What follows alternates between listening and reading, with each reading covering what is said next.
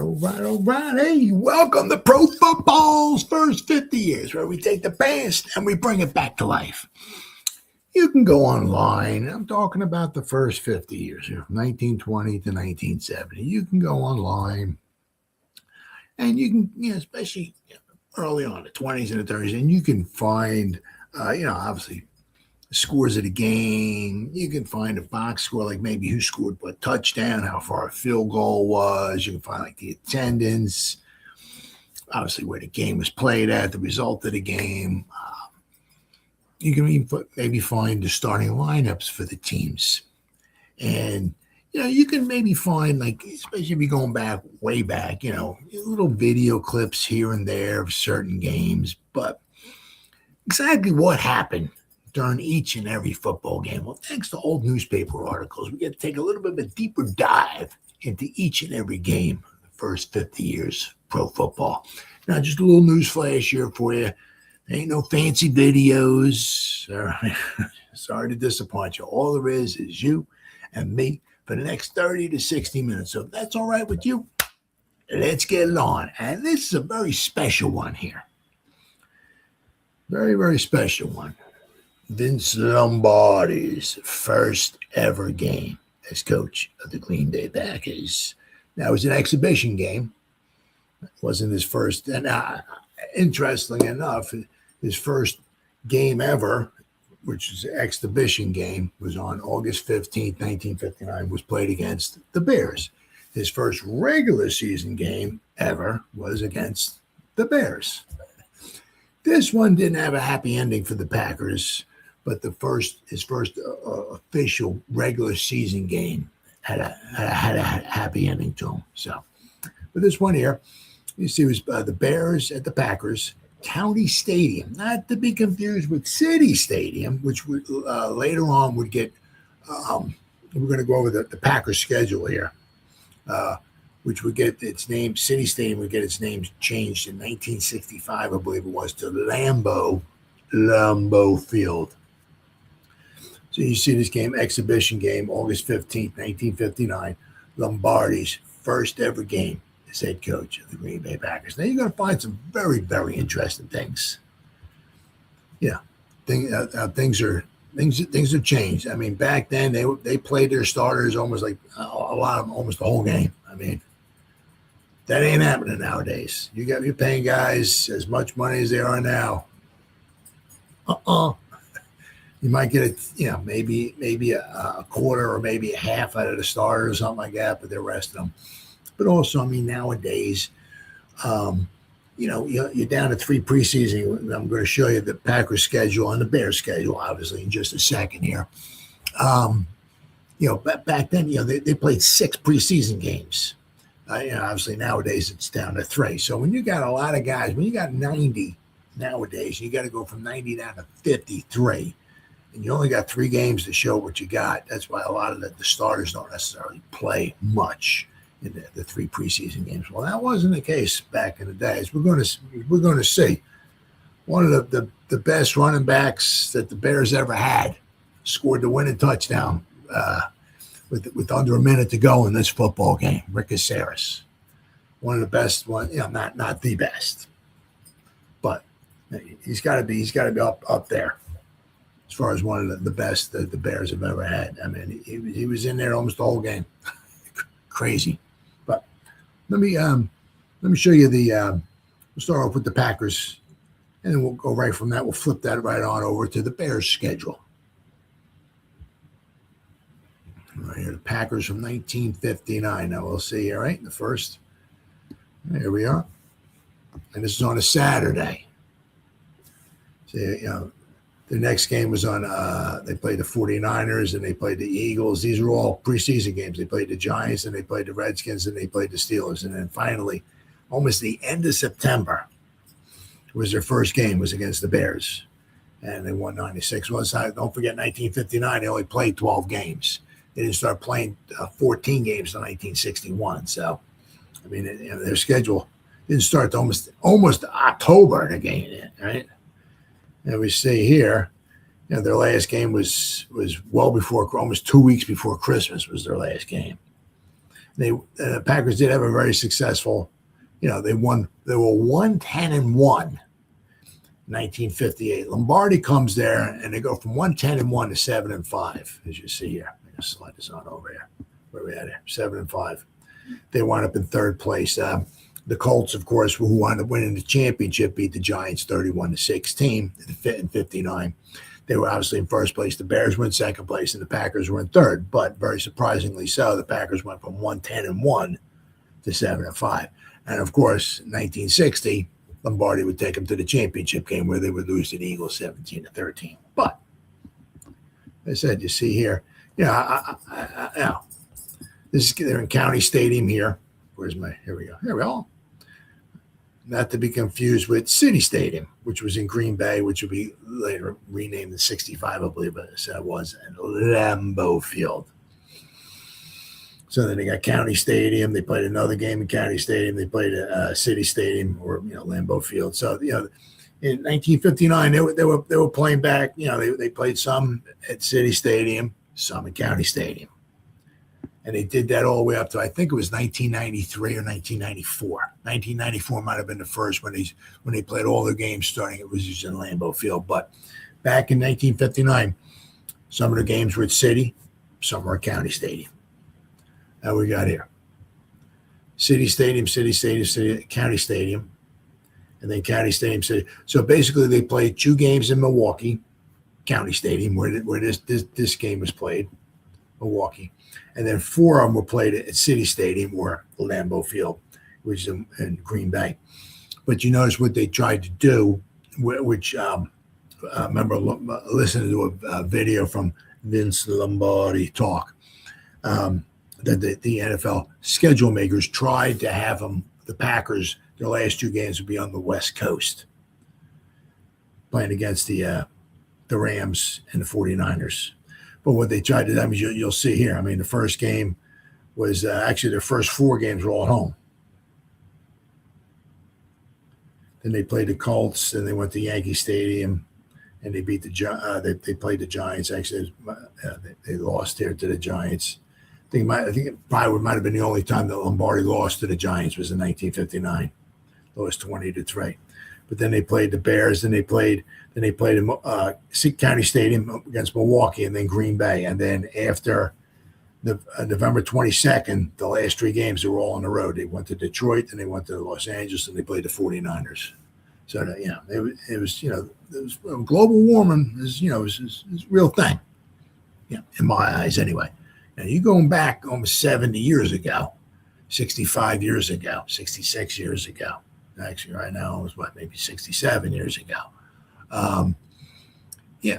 Green Bay, it started getting, not that it's warm there now, don't get me wrong, but it started getting toward the end of November, it started getting cold, really, really cold. I remember doing videos so far of the 1930 season with Green Bay, and they played all their games. What was it? Out of their first, I think 7 games, I think 6 of them were at home. Then they started playing all their games on the road. Pretty much once they got to like November, they started heading out on the road. So they played all their games early at home, and then they hit the road where it would be warmer at. So let's show you now. Of course, this is we're talking, but meaning Lombardi versus George Halas. 2 of the greatest coaches in NFL history. But at this particular point in time, Lombardi, this is his first. He hasn't even coached in a first official NFL game yet. Halas, this would be. He's in the middle of his 4th tenure. This particular point in time with the Bears, he coached them 4 different times, 10 years, 10-year increments. First 10 years was from 1920 to 1929. And right now he's in the middle of his 4th tenure as head coach of the Chicago Bears. So let's go to the Bears here. I'll just show you. Right, this is the coaching staff here, right? Obviously Vince Lombardi, Bill Austin, who's our offensive line coach, Phil Bankston, defensive. Now Phil Bankston is the one who took over for Vince Lombardi. After Vince Lombardi stepped down as being a coach, and he just was the general manager of the Packers in '68. And then Red Cochran, offensive backs, and Norb Hecker was the defensive backs. Then we go to the Bears. Got a couple familiar names on here. Obviously, George Halas is the coach, but if you want to look here, right? George Allen, I do apologize. There you go. George Allen, defensive coach, coordinator. Obviously, one very, very successful head coach in the NFL. Patty Driscoll, he was with the Chicago Cardinals when they won the championship in 1925. He was Mr. Do-It-All. There wasn't anything that Patty Driscoll couldn't do. He might have been the best overall player in 1925 for the Cardinals when they won it. They weren't the best team. Pottsville,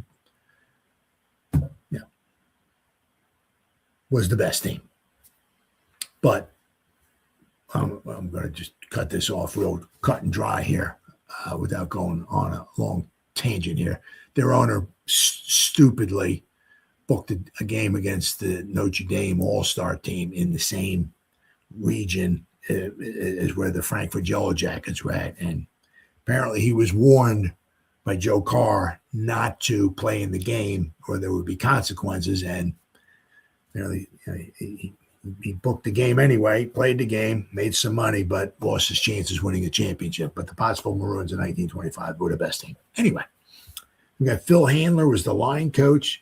Luke Johnsos was the assistant coach. He was he played in 1930 as well too with the Packers. Sid Luckman, one of the great, might be the greatest quarterback. Now I have to check out what Caleb Williams does. He's pretty good, but I don't think he's ever going to compare to what Sid Luckman did, especially championship-wise with the Bears. I don't think that's ever going to possibly happen. So Sid Luckman, the best quarterback that the Bears ever had, was their quarterback coach. Chuck Mather and Clark Shaughnessy. Not sure who they are, but so those are the. But you look here, right? The Bears played the Packers, the Eagles, the Steelers, the Redskins, the Giants, and the Browns. Then their first game, right, as I mentioned before, was against the Packers. The Packers would win 9-6. Then they wound up 8-4. So they were in second place to the Colts. What were the Colts? I mean, obviously the Colts won the championship. The Colts were the best team in football that year. Colts were 9-3. Oh, okay. So you had 9-3 Colts, 8-4 Bears, 7-5 Packers. And the Lions, who won the championship in '57, I'm sure they had to be pretty good too. Oh my God, man! I don't know what happened there. 3-8-1. Wow. Woo. Talking about disappointing, but all right. So here's the Bears' schedule. Right? Of course, they played all their games.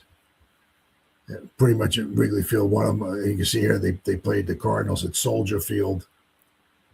But pretty much that's when they were playing at Wrigley Field. You'll notice that. Played a lot of their home games late there. But so that's what their schedule is. But once again, you see 1, 2, 3. These games here, these top six were all exhibition, preseason games, whatever you want to call them. And then they only played 1, 2, 3, 4, 5, 6, 7, 8, 9, 10, 11, just 12 games at home. All right, let me stop sharing my screen there. I'm going to go over, just talk about County Stadium real fast here, and show you a couple pictures. All right, Milwaukee County Stadium. Pretty much it was a baseball stadium. And they managed to squeeze in. We've got a couple of photos for you. You can take a look at it. But they managed to fit a football field in there. So Milwaukee County Stadium was multi-purpose stadium in Milwaukee, Wisconsin, opened in 1953. It was primarily a baseball park for Major League Baseball's Milwaukee Braves and then later the Milwaukee Brewers after the Braves left town to go to Atlanta. It was also used for Green Bay Packer football games, ice skating, religious services, concert, and other large events. Its final season was in 2000 when it was replaced by the adjacent Miller Park, now American Family Field.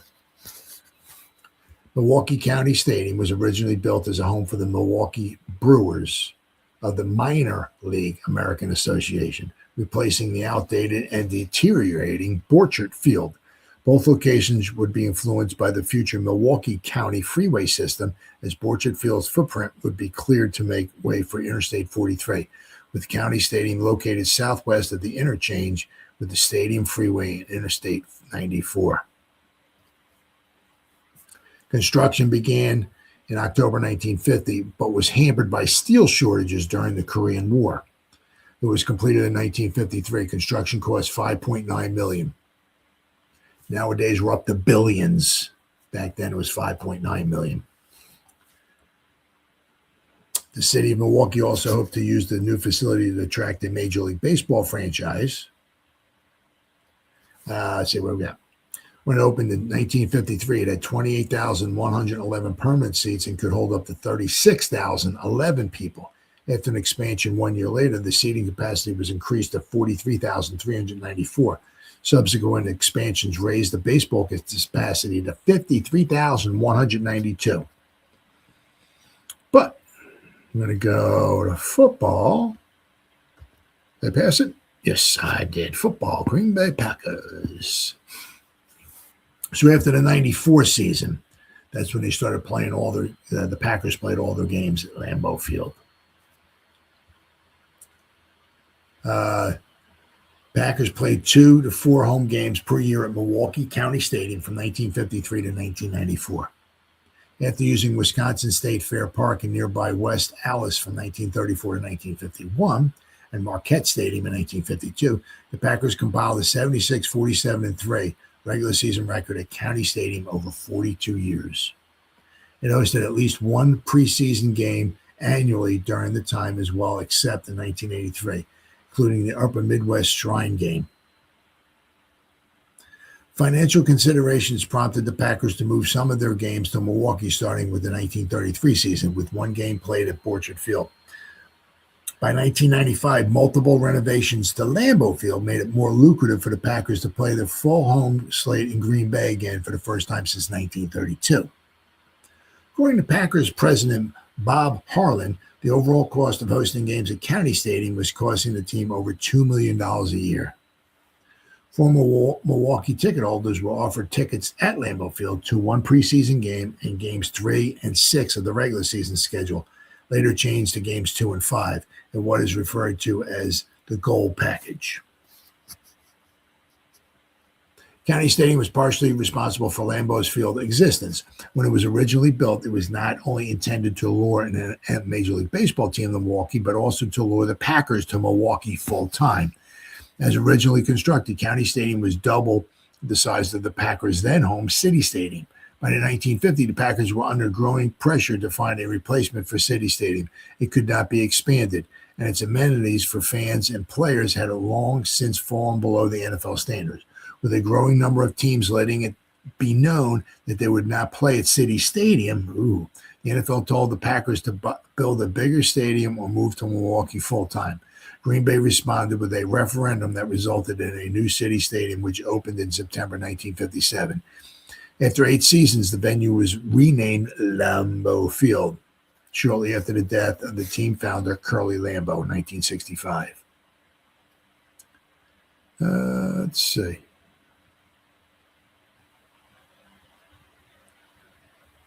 Here we go. Season ticket prices for 3 games for the first football season in 1953 were $5, $3.80, and $2.50. Wow. The average price in the final year of 1994 was $25.61 per game. Attempted AFL franchise. Following the unsuccessful effort to lure the Packers to Milwaukee full-time in 1965, city officials tried to lure an American Football League expansion team to play County Stadium. However, Packers head coach and general manager Vince Lombardi invoked the team's exclusive lease to effectively lock out a potential AFL team from the facility, as well as sign an extension to keep some home games in Milwaukee until 1976. Lombardi even went as far as to veto a proposed 1967 AFL exhibition game at County Stadium. On paper, no other facility in Milwaukee was suitable even as a temporary site. Nonetheless, city officials still pursued an AFL franchise, possibly to play at Marquette Stadium, but the AFL-NFL merger effectively quashed any chances of Milwaukee landing its own team. And then, of course, it looks like they attempted to get a Canadian Football League team there, too. Crazy. All right, let me show you some. So that's County Stadium. Right, the Packers played there for quite some time, but after 1994, they played there no mas. So let me show you some pictures here. And it was a little tight in there. It was a little tight. Now, once again, I do apologize. I have 47,000 tabs open. Now, this one is a. Is this in there? Okay, well, let me do this one first. This one's a very famous picture. The final game ever played there. Story of the final Packers game at Milwaukee County Stadium 30 years ago. That was a very, very famous when Brett Favre took off and dove over the goal line here. And you see can I move it? Nope, can't. There we go. All right, what is it? 15 seconds to go. Green Bay's down 17-14 to the Packers. And then you say, the Packers extend their sincere thanks to our Milwaukee fans for their great loyalty and support over the past 62 seasons. This was the final game ever played in Milwaukee. And what a game, right? Whoops. There we go. What a great game. You know, see the crowd all here. Click on it. Okay, here we go. Play a video. Oh, got an ad. Oh, it's got a video. Yeah, well, anyway.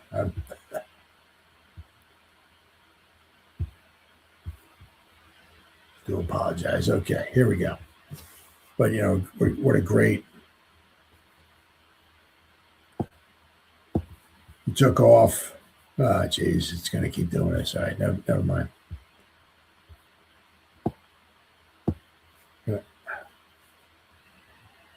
Okay. Well, the crowd there, right? Very, very, very, very famous. I got a couple other pictures here showing you. Do have a couple of pictures here showing. Let's see. Now that this one here is a nice little view here. This. I was playing Detroit here. Packer game at County Stadium. So obviously this looks like it's probably like very early 80s, late 90s. See how it barely fits in there. Now I got another picture I'm going to show you. Actually, I got two more pictures here. Show you. All right, let's see here. Okay, here's a couple of the same pictures right here. But you'll notice here, right? This is it right here. That obviously.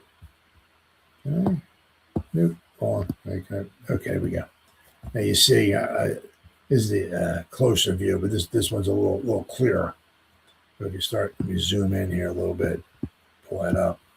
Well, you see how tight it was, especially over here, right? At the end zone, but you notice right here, the wall, right here. Right. So you catch a pass here and you start running, you better watch out. You're going to run into the wall right there. And same thing over here. It's got a little tight back here, a little tight. But see, a lot of the older stadiums, you know, they're obviously all different. That's what makes the beauty of them, right? Some of them went this way, right? Like maybe from I guess it would be from third base all the way out, you know, to right field. Quite a few of them would wind up getting played. The field would be from like here It would be out to here, especially, I mean, if the ballpark is, the fence is deep, you know. But I mean, some fields went this way and some fields went this way. Now I got a little bit better picture here. One more here, one more picture of it. Let's see. Here we go. Should be it. Is this it? Nope. Oh, here we go. My bad. Here we go. This is a good picture right here. See right here. Got the third base line there. You got the dugout here. So you better be careful, right? If you're running full speed and you start running, hey, you better be careful. But here, right, so you go down the third base line here because there's home plate right here. It's tough to see, but you can see where they sodded over here. It's like the infield is right here, right? Obviously, the infield's over here. Down to first base. Here's the infield. The third base would be here. But you can see, right? If you're running, especially if you catch a pass like halfway into the end zone, you better get ready to do a Lambeau Field leap real quick. You catch the ball at full speed. But you can also see over here, the back of the end zone is right here. Right, so you got the warning track here. So basically, the goalpost is sitting in the warning track. So the back of the end zone is like right by the warning track. So I mean, same thing here. If you catch a pass or you're running through the end, you better be prepared. There's not a lot of extra room back here. I said this right here. I mean, actually, the two of them right over here. If you run through the end zone here, you better be prepared not to take a dive into the dugout. And on the other side of the end zone, you got this wall right here. So it's a full 10 yards, but you can see the corner of this right here is cut off. So very, very. But that's what makes the parks, That's what I liked about it. I'm an old time fart. I love that stuff. The way they are nowadays. I mean, they're pretty. Don't get me wrong. They're nice, beautiful, and all that. But I'm an old timer, as you can tell. So I got a few different articles. We'll talks about the game. Now, one thing is with the Green Bay Press Gazette. I mean, unbelievable. They give you play-by-play. Simply amazing. The problem is that apparently they didn't put out papers on Sunday. So this game was played Saturday. So they didn't put a paper out on Sunday. So this game wasn't in the Green Bay Press Gazette on Sunday because there was no Green Bay Press Gazette paper on Sunday. But the Green Bay Press Gazette put an article out on this on Monday. But it's usually in the past that, the Green Bay Press Gazette covered a Packer game. You got play-by-play. It was unbelievable. It would go first quarter. It would tell you every play that happened in the first quarter. It was simply amazing. But during the regular season, when obviously the Packer games are played on Sunday, Green Bay Press Gazette puts a paper out on Monday. You get play-by-play. And how cool is that to get like Vince Lombardi's first season, play-by-play of his first season? I mean, just mind-blowing. But I got at least like 4 different articles, I think, here. 1, 2, 3, like 4. Yeah, 4 different articles to go over. So we'll go to the Pantograph. The August 16th, 1959 edition of the Pantograph. Let me share my screen here. All right, where we at here? There we go. The Pantograph. All right, here we go. Late pass hoists Bears over the Packers. Bratkowski hits Kezar for a 1916 triumph. Now, I mean, this guy's not, shouldn't really been on the field. So, because he was a star. But this is a very short article, very, very, very short article. So the game was played, obviously, in Milwaukee. Zeke Bratkowski triggered a 37-yard scoring pass to Rick Caceres with 41 seconds remaining to cap a Chicago Bear comeback and boost the Bears to a 1916 victory over the surprising Green Bay Packers Saturday night in a National Football League exhibition game. Now you'll see here, right? The Packers going into the fourth quarter were winning 13-3. The Bears scored 16 of their 19 points in the final quarter. Given life when veteran defensive ace M. Tennell, now M. Tennell, his last game with the Giants, he had his whole career was with the Giants. He followed Vince Lombardi from the Giants to the Packers after the 58 championship game. So M. Tennell is a seasoned veteran, one of the best players in history. He's number 2 all time as far as interceptions. And I said he followed Vince Lombardi over to Green Bay. But given life when veteran defensive ace M. Tennell, or Emlyn is his name, let a slippery ball slip through his grasp on an apparently easy interception, the Bears wasted no time in capitalizing to spoil the competitive debut of Vince Lombardi as Green Bay coach. The Bears, stung by the hard-hitting tactics of the supposedly weak Packers, pulled themselves together late in the third period and capped a 60-yard advance in 10 plays with Kezar diving over right tackle for 1 yard out in the opening minute of the finale. Green Bay, the league doormat a year ago. That's why they went after Vince Lombardi, because they were 1-10-1. The doormat a year ago, with only one victory and a tie in 12 outings, bounced back and drove to the Chicago 5, only to lose the ball 2 plays later on a pass interception following a holding penalty. The Bears then took over it with Bratkowski doing the passing and Kezar traveling overland, advanced to set up John Avini for a 22-yard field goal, tying the score at 13-all. Avini had given the Bears their first 3 points with a 13-yard place kick in the second period. Now, it's weird because you 13-yard, nowadays, there ain't no 13-yard, because obviously back then the posts were on the goal line. Now they're on the end line. Right? Green Bay went ahead at 12:58 of the fourth period on a 46-yard field goal by Paul Hornung before the Bears' winning surge. Now, what you got here, it shows you scoring. Rick Kezar, he scored 2 touchdowns on a 1-yard plunge and a 37-yard pass from Zeke Bratkowski. Field goals from Avini, 13 and 22 yards, and then he kicked the conversion. Green Bay scoring touchdowns: Paul Hornung, 17-yard pass from Bart Starr, and Knathok. I believe that's how you pronounce it. Now, I am a moron, so I could be pronouncing some of these guys' names wrong, but I think it's Gary Knathok. You got a 9-yard scoring pass from Bart Starr and a field goal from Hornung, 46 yards. Conversion, and Paul Hornung also kicked the conversion. I guess he must have missed the conversion too, I guess. And you also see these are the other Pro Grid results from that day. The Eagles beat the Giants 21-17, the Bears beat the Packers 19-16, and the Cardinals beat the Lions 21-19, but they're all exhibition games. All right, so now we're going to go to the Wisconsin State Journal.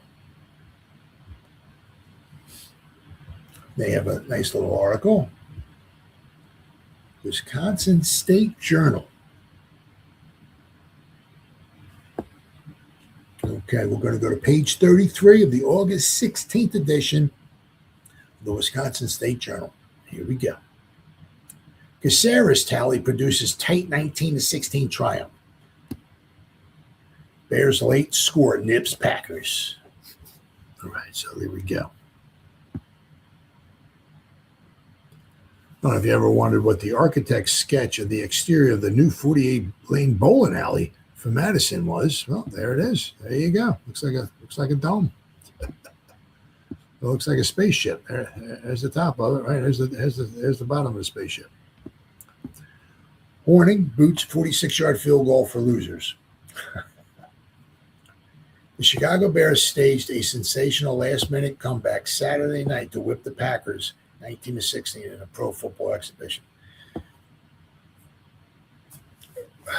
To me, they beat the Packers. Whipping is nowadays. I hear somebody whipped, were trounced or something like that. I mean, they beat them pretty badly. Back then, they said whipped. It just means that they beat them. But that's not what it means to me anyway. But a crowd of 28,286 at County Stadium saw Bear fullback Rick Kezar take a short pass from quarterback Zeke Bratkowski. Only 41 seconds of play and rambled 37 yards for the winning touchdown. Now, it's interesting because Zeke Bratkowski, I do believe, I'm just going to off to the side here, I do believe he played for the Packers. Let me see how long he played for the Packers for. He was with the Packers when they were winning their Super Bowls. You know, he was their starting quarterback. Let's see. Okay, Bratkowski played. Man, he played a long time. Jeez, wow, holy crap! How many years did he play? Played 14 years. Wow, he played 1954 with the Bears, 57, 58, 59, and 60 with the Bears. Then he played with the Rams in 61 and 62. And in 63, he played 4 games for the Rams in 63. Then I guess the Packers were looking for, I guess, to maybe make a trade for a quarterback. Maybe Bart Starr, because in 63, I think the Packers had a bunch of injuries. That's why they didn't make it to the title or anything like that. So possibly they made a trade with the Rams, and they got Bratkowski, who finished up his career with the Packers. He was with the Packers in 63, 64, 65, 6, 7, 68, and then somehow he came back in 1971. He retired in 1968, Zeke Bratkowski, at the age of 37. He came back like 3 years later at the age of 40, and he played in 10 games, started 5 for the Packers in 1971. How crazy is that? Crazy. So Zeke, Zeke Bratkowski, is this it? No. Vince Lombardi, liked what he saw with him, and he made a trade to go get him. All right. Lombardi debut. The score erased a 46-yard field goal kicked moments earlier by Paul Hornung that had given the Packers a 16-13 lead. The game, the 10th annual Midwest Shrine Exhibition, marked the debut of Vince Lombardi as head coach and general manager of the Packers. The Bears had lost a 7-6 scrimmage to the College All-Stars the week before. Caceres also scored the Bears' other touchdown on a 1-yard plunge early in the final period. A pass interference penalty against Green Bay had put Coach George Halas's charges into position. Quarterback Bart Starr tossed 2 touchdown passes for the Packers, the first covering 17 yards went to Hornung in the second quarter. The second went to Gary Knafelk, and covered 9 yards in the third period. Time runs out. Lamar McCann, acquired by Green Bay from the Chicago Cardinals in a winter trade, made a desperate attempt to pull the game out of the fire after Caceres' second touchdown. But his long pass deep into Bear territory was intercepted, and time ran out before another play could be run. John Aveni kicked 2 field goals for the Bears, including a 22-yarder late in the fourth quarter that tied the game at 13. He had a 13-yard boot in the second period. A driving rain may have given the Bears a boost. Moments before Bratkowski's winning flip to Caceres, Edlin Tunnell, veteran defensive back, obtained by Green Bay from the Giants, let a slippery ball bounce away from him on an apparently easy interception. So had he maintained it, had Edlin Tunnell held on to the ball, quite possibly, once again, it's an exhibition game, meaningless, but at Edlin Tunnell, the number 2 man all time as far as interceptions, he knows how to pick a pass off, and this wasn't his final season either. I think his final game was in 1961. So, Packers doormat of the National Football League a year ago with only 1 victory and a tie in 12 outings looked surprisingly strong defensively as they stopped the Bears several times with staunch line play. There's the score there, right? There's the scoring passes. Right. We got a couple other. Oh, wait. Oh.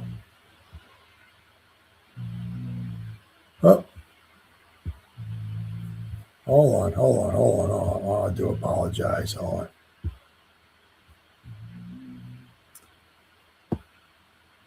I think as soon as I went to,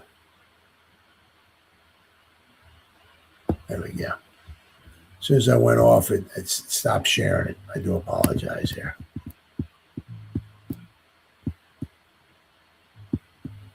So I read off all of this. Lombardi debut, erased a 46-yard field goal, kicked by Paul Horning. They gave the Packers the lead. The game was the 10th annual Midwest Shrine Exhibition, marked the debut of Vince Lombardi as head coach, general manager of the Packers. The Bears lost a 7-6 scrimmage to the College All-Stars the week before. Kezar also scored the Bears' other touchdown on a 1-yard plunge early in the final period. Pass interference penalty against Green Bay put George House's charge into position. Bart Starr tossed 2 touchdown passes. Time runs out. Lamar McCann, quarterback for the Packers, acquired by Green Bay from the Chicago Cardinals in a winter trade, made a desperate attempt to pull the game out of the fire after Kezar's second touchdown. But his long pass deep into Bear territory was intercepted, and time ran out before another play could be run. Then we got this here. Driving rain may have given the Bears a boost. Moments before Brakowski's winning flip to Kezar, Emlyn Tennell, veteran defensive back obtained by Green Bay from the Giants, let a slippery ball bounce away from him on an apparently easy interception. The Packers' defense looked surprisingly strong as they stopped the Bears several times with staunch line play. Okay, so that's that. Let me go to where are we at here? Go to the Racine Journal-Times. Now this one's a little bit longer. The Racine Journal-Times. All right, where are we at here? Okay, we're going to go to page 29, the August 16th edition of the Racine Journal-Times. Okay.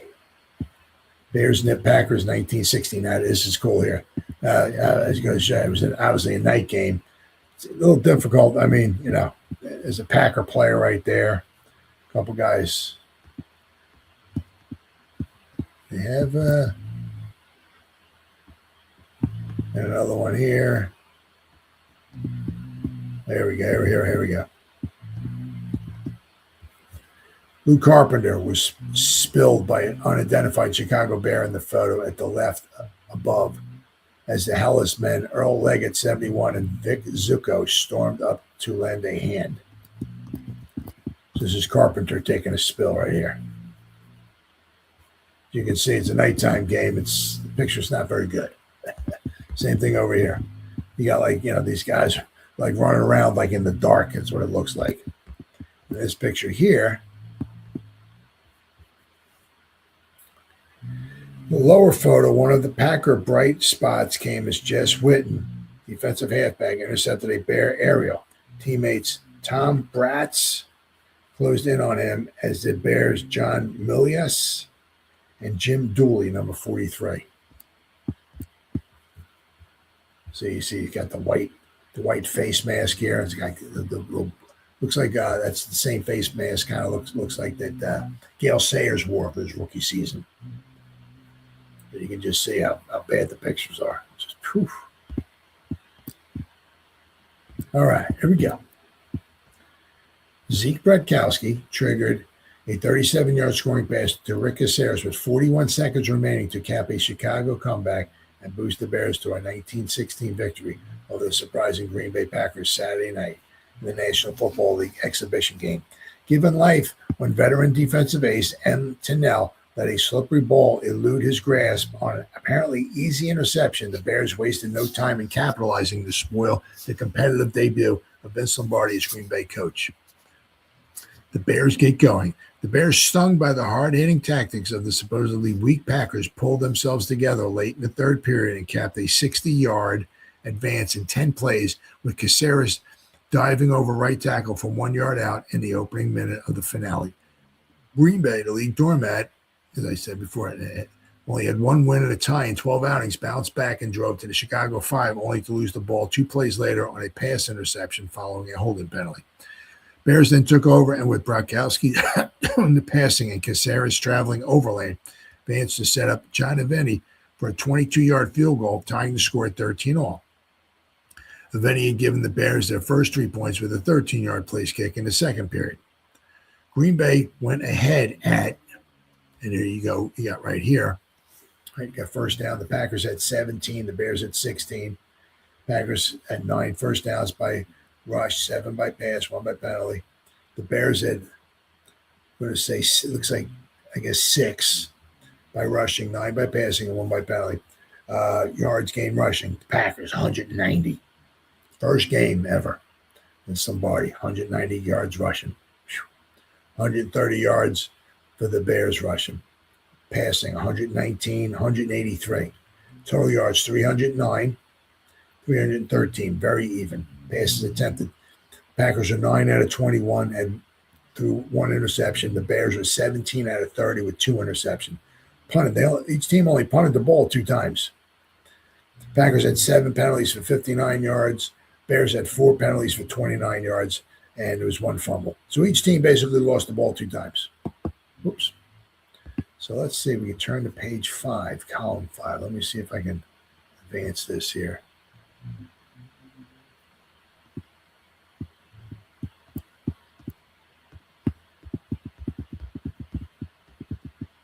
I think I got to go to the next page here.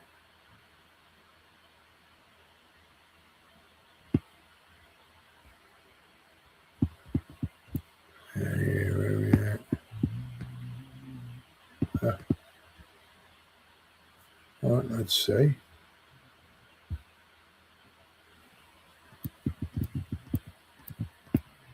Oh, there we go. Here's another picture. Looks like they're playing in the dark, doesn't it? John Simak of the Packers looked as if he was patting John Morris on the Bears on the head, as his hand looks like he's patting him on the head, as he and an unidentified Packer player brought the Chicago ball carrier down after a 7-yard gain. Bears score a 19-16 win. Bears trim Packers with a late touchdown. Continued from page 1. Here we go here, right? Whoops. One of the better Packer gains of the night was with this jaunt by Max McGee, who was brought down by Vic Zucco of the Chicago Bears after carting a Bart Starr pass to the Bear 40-yard line. All right, so 12:58 of the fourth period on the 46-yard line, a field goal by Paul Hornung before the Bears' winning surge. So the 12:48 of the fourth period, a 46-yard field goal by Paul Hornung put the Packers up 16-13. Willie Gallimore's nifty kickoff return from a 7 to the Bear 47 touched off the winning drive. A 16-yard Brakowski to Duval pass came just before the payoff shot. A last-ditch Packer bid was choked off when the Bears' Vic Zucco picked off a McCann pass and returned it 55 yards to the Packer 25-yard line. That's where the ball rested when the game ended.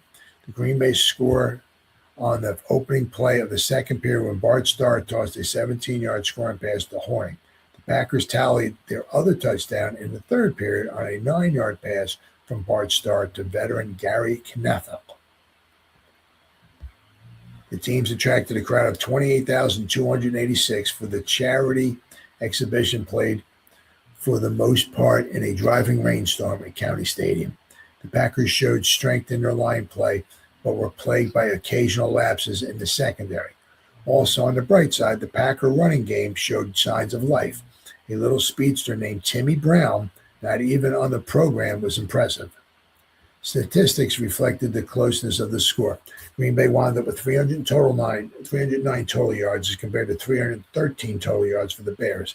The Packers enjoyed a 190 to 130 bulge on the ground, but the Bears piled up 183 in the air on 17 completions and 30 attempts. The Packers hit on only 9 of 21 aerials for 119 yards. All right, and then the final one I got here will be the Green Bay Press-Gazette.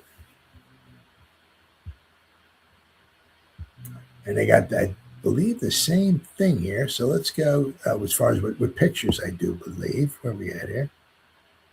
All right, so we're going to go to the Monday, August 17th, 1959, page 13 edition of the Green Bay Press Gazette, because I said there was no paper on Sunday. They always cover the Packers. They cover them really, really well. All right, so this one here, all right, so this should be the, all right, I'm thinking, yeah, okay. So they still do a very good job of covering. There's a lot to it. There's some meat and potatoes to this article here. So we got a Bears here, Bear player right here. Got the Packers. The Packers, the Packers have no G on the side. The Packers didn't have a G on the side until 1961.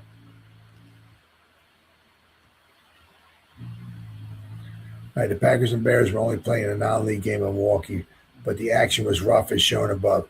At left, Rick Kezar gets away for a short gain in the third quarter, while Dan Curry, number 58, puts on the stop.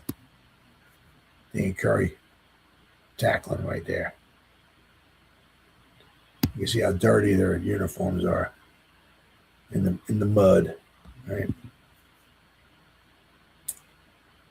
Number 69 is Bill Forrester. Center Bear Erich Barnes breaks up a pass aimed at Gary Knethel, 84. Right, Bear Vic Zucco gives Max McGee the neck treatment. There's the neck treatment right there. There's Gary Knethel.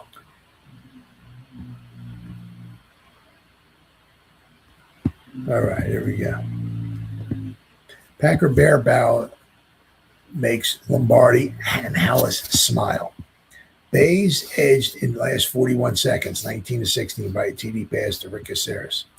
The Packers and the Bears, professional football's oldest and bitter rivals. Well, that's not really true. I mean, because the Packers didn't come around until 1921.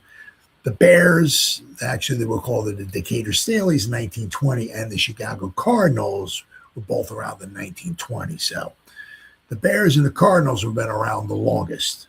The Packers came around the following year. Oldest and bitter rivals came out of their first non-league game smelling like roses. The winning coach, George Hallis, and the losing coach, Vince Lombardi, both had reason to smile, and they did just that after the Bears won the 10th annual Shrine Classic in the last 41 seconds by the score of 19-16. An enthusiastic crowd of 28,286, including several thousand Bear backers, was treated to a new type Packer team and a typically explosive Bear squad. And when the smoke had cleared and some of the battlers separated, neither team had a psychological weapon for the big National League opener in Green Bay on September 27th. The Bears won it with a 16-point explosion in the last quarter. The Packers, until the final 41 seconds, held their leads of 7-3, 13-3, and 16-13 with some solid offense and defensive football that had to be considered wonderful because Lombardi had installed his new system just 3 weeks ago. Some of the game was played under a heavy downpour. Hallis had high praise for the Packers. They are a much better club already because they have Vince Lombardi for a coach. He said he was satisfied with the way his team played, and that was a good way to win it. Lombardi, making his debut as a coach, felt that we played a good game overall. We made a few mistakes, like those two 15-yard penalties when we were in scoring position, but at least the game showed that we have a scrappy team. Both teams wanted this one, and the coaches stuck pretty much with their veterans because it's first exhibition game. Both coaches stuck with a lot of their veterans. How different is that? And this is the first of 6 preseason / exhibition games, whatever you want to call them. Lombardi gave rookie halfback Tim Brown a go in the last quarter, and he turned up as the game's top rusher with 61 yards and 4 trips, including 46 in just one jaunt. Other freshmen saw considerable action with the platoons, but Lombardi said he planned to give them a better test in next Sunday's showing in San Francisco. The Bears used 4 ball carriers, the Packers 8, and the elusive Brown was the only freshman. Packers very easily could have won but for a hand injury. Aha, there you go. To Emlyn Tunnell in the first quarter with 59 seconds left in the game. Tunnell had a Zeke Bradkowski pass in his hands on the Packer 20, but couldn't squeeze it. M's hand was swollen to a ham side. Wow. X-rays later showed a broken bone. So he was playing with a broken bone. And with 59 seconds left, however, the pay, he had an interception in his hand, but quite possibly because of a broken bone that the ball slipped through his hands. Had he caught it, had he not had the broken bone in the first quarter, now this is a Hall of Fame player playing in the first quarter, breaks a bone in his hand. He's still playing all game long with a broken bone. Hall of Fame player, one of the greatest of all time in the secondary players of all time. He's still playing in the fourth quarter of an exhibition game. That ain't happening nowadays.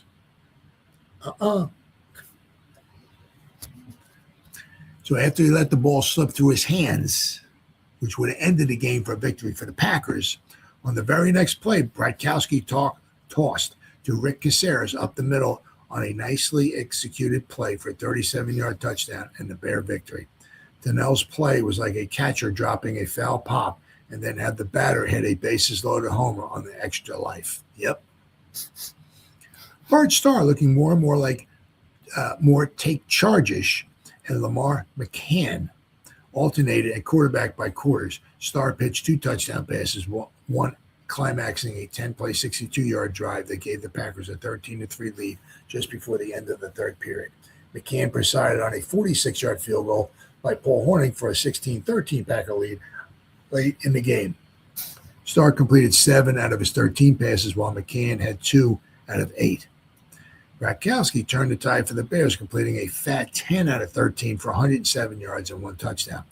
Ed Brown, working the first half, at 7 out of 16.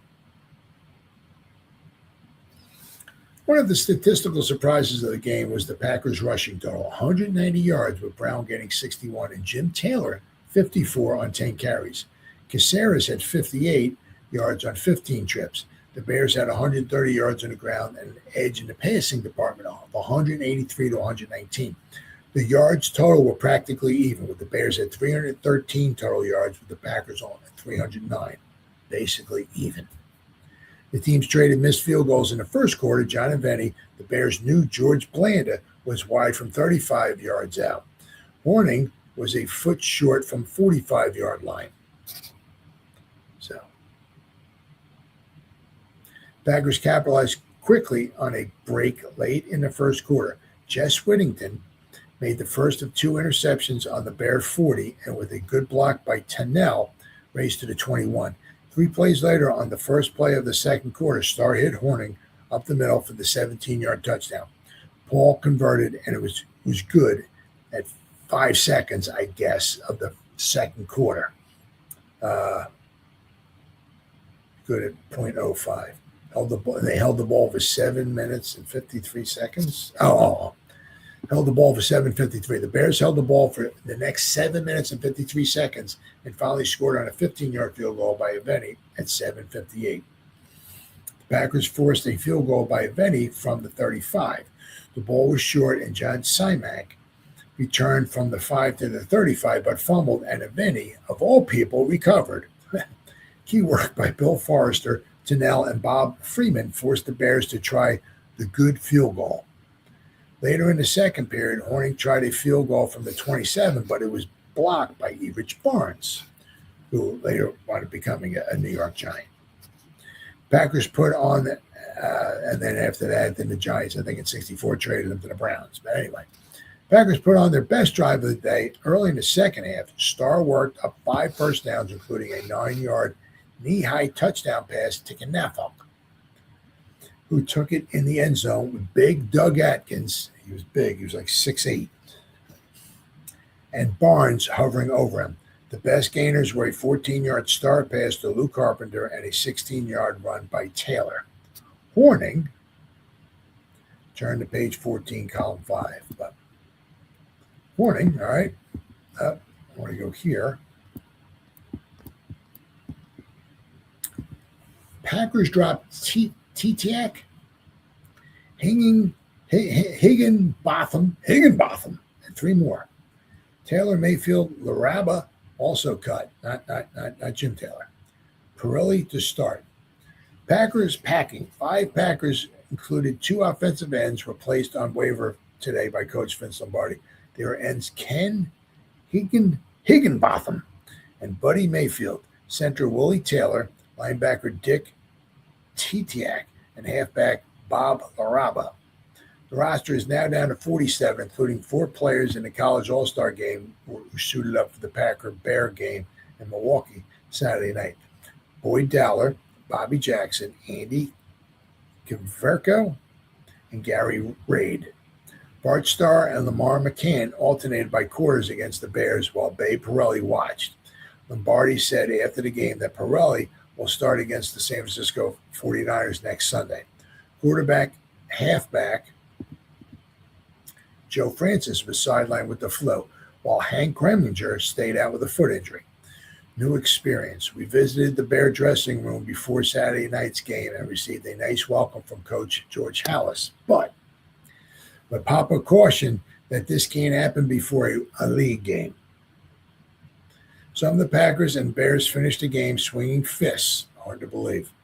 But not Packers Dave Hanner and Jim Ringo and Bears Fred Williams and Bill Bishop. They stood on the field and yacked and laughed for a few minutes over some jersey pulling incident. Alex Hawkins, sadly, was informed of the death of his baby by premature birth after the game. He returned to Green Bay to be with his wife immediately with publicity director Tom Miller. Mrs. Hawkins is out of danger, though. Bad news. Harlan Hill, bothered last year with injuries, looked like his old self. The best run of the day was a 20-yarder by Willie Gallimore in the third quarter. Rick Caceres didn't disappoint. Halas with 58 yards on 15 carries and 4 pass catches for 53 yards. Good news. The comment on the Packers was excellent. It was prompted by the Packers' willingness for combat, a refreshing running attack, and a generally good defensive play. Well, this is going to be the staple for them. Willingness to combat, but good running. I mean, that's Lombardi, right? So from 1959 to the time he gets done in 1967, good running, right? And good defense. They're usually their pass defense was almost second to none, quite often. The Packers arrived back at St. Norbert College at 12:15 Sunday afternoon, just in time for lunch. The players had the rest of the day off, but the coaches viewed the Bears picture. X-ray Sunday revealed a small broken bone in Emlyn Tunnell's hand. It was stepped on early in the game. He'll be one hand less for about a week or less. So he got stepped on. Something broke a bone in his hand, and he played the whole rest of the game.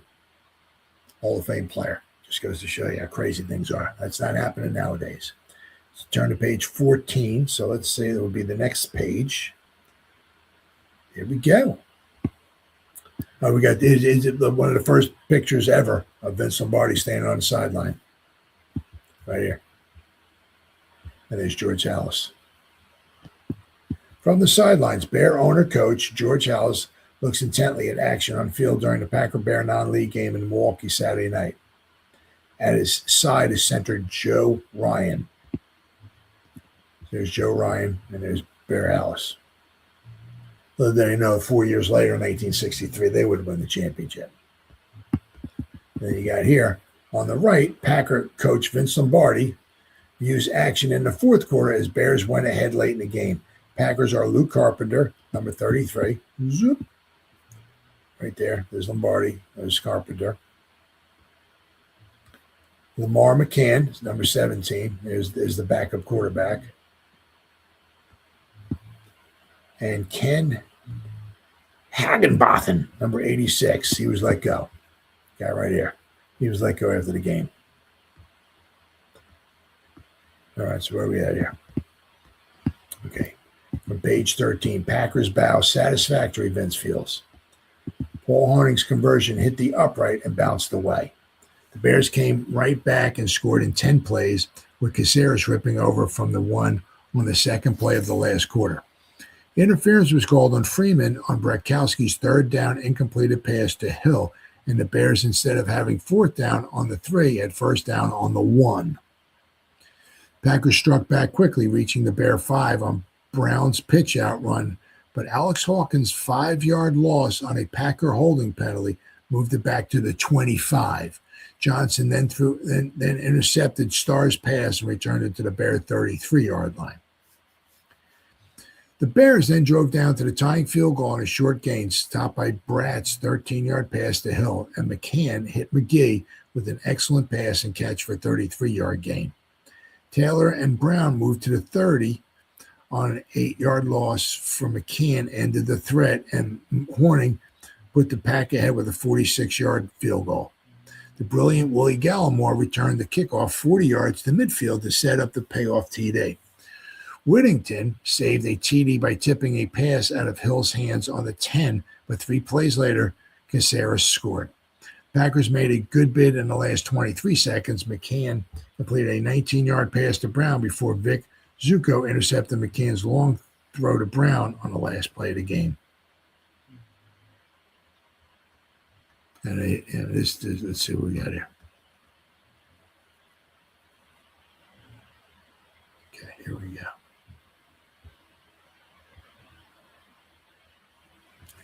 Referees are scoring, right? Here we go. Same thing as before. This is a little more extended, though. You'll see the stats here.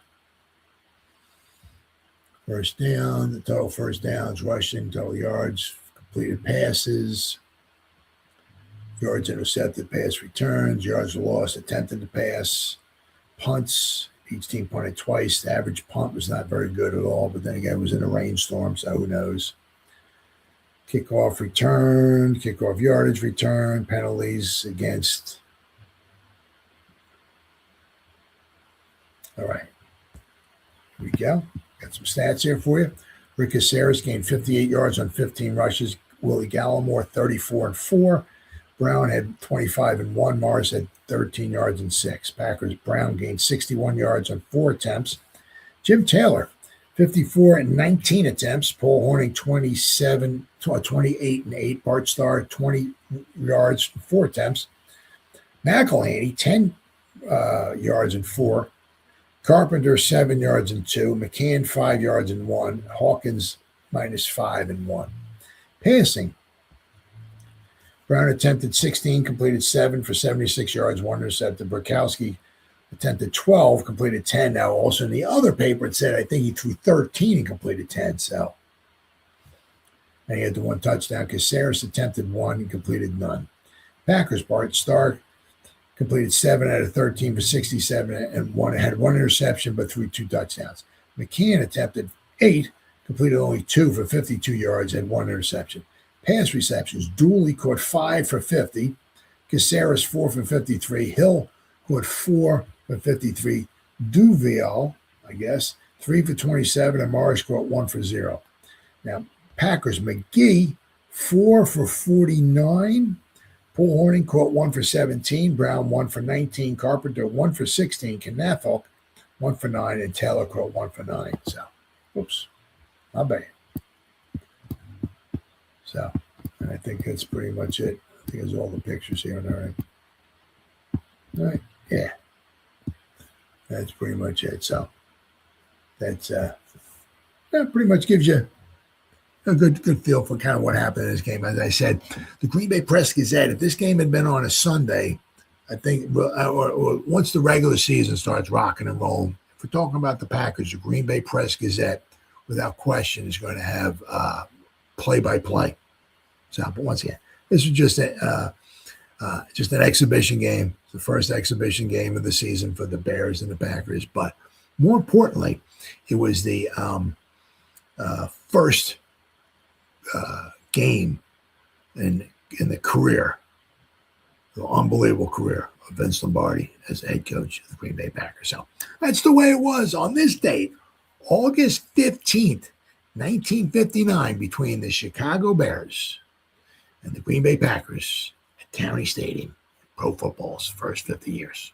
Thanks for watching. I'll see you next time.